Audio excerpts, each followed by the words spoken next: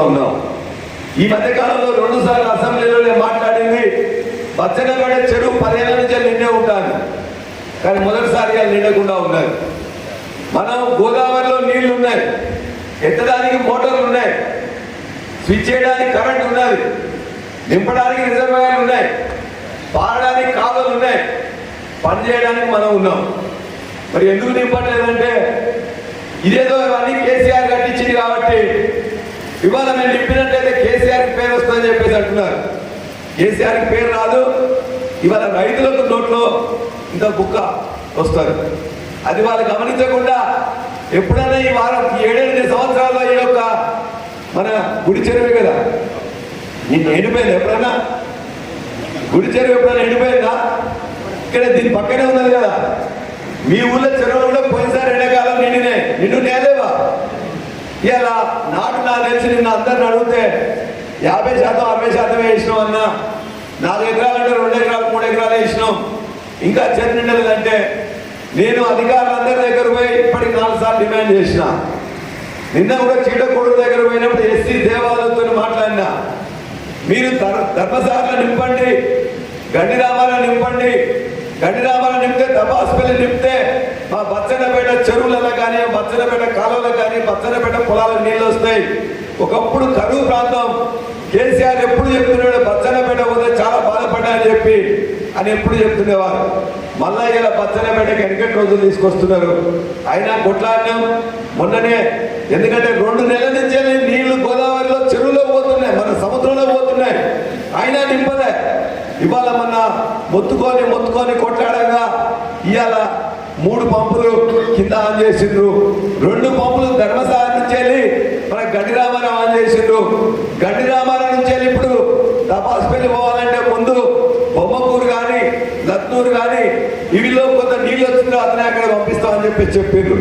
పోయినసారి పంట యాసంగిలో కూడా ఇవ్వలే, కొట్లాడినాం, సగం ఎండిపోయినాయి. మళ్ళీ ఇవాళ కూడా ఇవాళ 2 నెలలు అయిపోతుంది. నార్లను ముదిరిపోతున్నాయి. కొంతమంది పెట్టుకున్నాం, ఎందుకంటే ఆ బాయిల కిందనో బోర్ల కిందనో ఉన్నంత వరకు పెట్టుకున్నాం.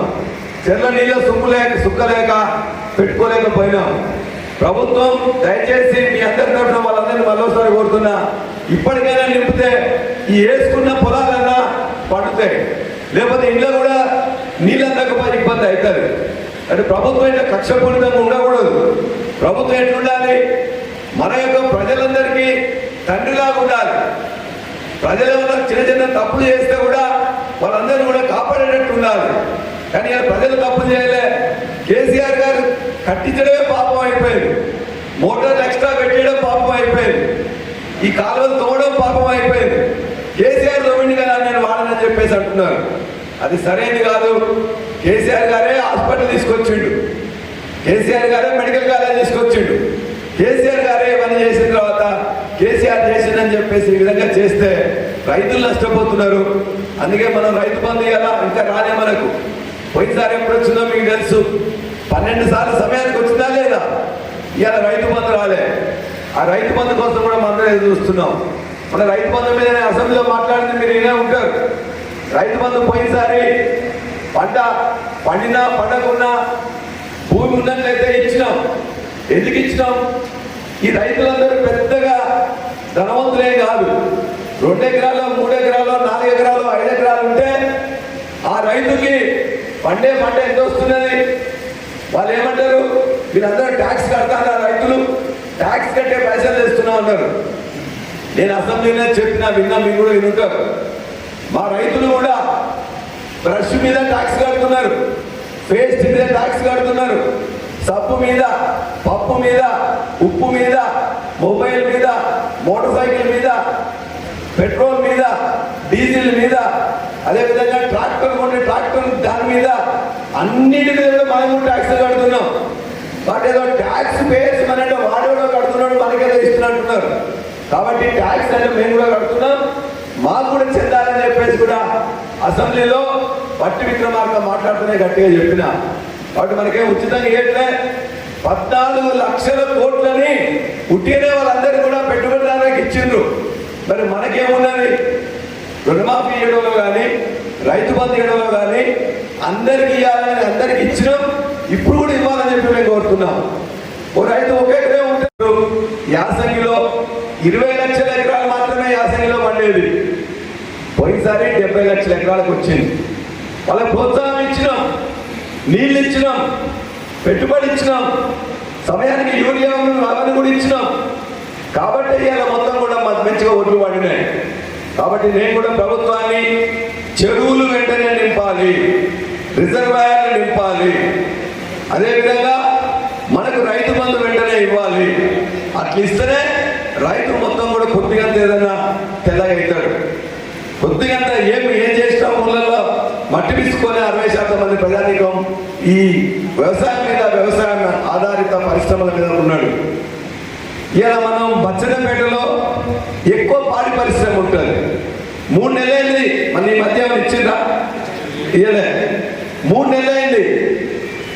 ఏది డైరీ సంబంధించిన పైసలు రాక నువ్వు 4 రూపాయల నుంచి 5 రూపాయలు చేస్తా అని చెప్పిండ్రు ఇప్పుడున్న ముఖ్యమంత్రి గారు. ఆ 4 రూపాయలు బోనస్ రాలే, ఆ 1 రూపాయి పెంచలే. ఉన్న దాంట్లో 3 సార్లు మీకు తెలిసిన ముందు 18 రోజుల నుంచి 21 రోజుల లోపల మనకు పైసలు వచ్చేది. వచ్చేదా కాదా? పాల పైసలు వచ్చేదా కాలేదా? మరి అవి వస్తున్నాయా?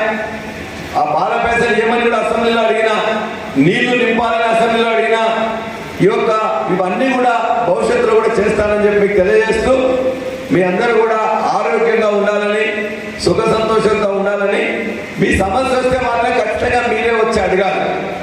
మేము ముందుండి ఈ సమస్య ఉంది, ఈ సమస్య ఉందని మేము అడగం కాదు, మీరే అడగాలి. ఊర్లో నీళ్లు రాకపోతే చెరువు ఉండి కాలు ఉండి అడగాల్సిన బాధ్యత మీ మీద ఉందా లేదా? ఎందుకు మేము చెప్పాలి, గుర్తు చేయాలి? మీ అందరి కష్టమే కదా, మీరు మమ్మల్ని పిలవాలి. మా శ్రీనివాస రెడ్డినో, మా పూర్ణచంద్రరావునో, మా కృష్ణరాజునో, అన్నా మనకి చెరువులో నీళ్ళు రావట్లేదు, కాలువలో మారట్లేదు, మీరు రండన్నా మాట్లాడతామని మీరు అడగాలి తప్ప మేము నూరా అక్క, నూరా అన్న, నూరా బావ, నూరా బావ అని పిలవాల్సి వస్తుంది. కష్టం అందరిది, అందరం కలిసి కొట్లాడాలి. ఇలా బీఆర్ఎస్ పార్టీతో, కృష్ణరాజుతో, ఇక్కడ అన్నారెడ్డి గారితో, చంద్రారెడ్డితో, మన కనకనతో కాదు, అందరిది. అందరం కలిసి కొట్లాడితేనే మన నీళ్ళు వస్తాయి. నీళ్లు ఉన్నాయి, కరెంట్ ఉన్నది, రిజర్వాయర్లు ఉన్నాయి.